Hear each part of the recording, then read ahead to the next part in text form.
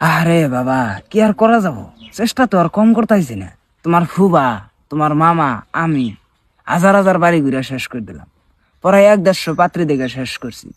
কিন্তু যখনই তোমার ফটো দেখে বাবা, হেরার বাড়িতে টিসকে পারতে না। 500, 1000 টেহা দিয়া দিয়া পাত্রী দেখতেছি, টেহারে টেহা কইতেছি না।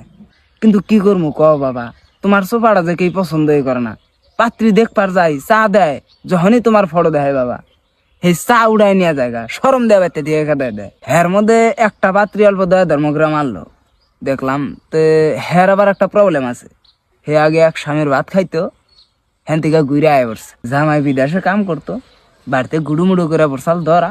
পরে হে জামাই আর রাহা নাইকে, তালাক দিছি। 4 বছরে 5 বছরে 2টা বাচ্চা আছে। তা তোমার ফটো দেখে মানে না বাবা। আরে পরে কত কারোবারু করে, পরে যখন জানলো তুমি বিদেশে থাকো, 1 বছর পরে পরে তুমি বাড়িতে আও, তখন সে হে একটু লাইন আইলো। পরে স্বীকার হয়েছে, হ্যাঁ ঠিক আছে। তো তুমি কি কও বাবা?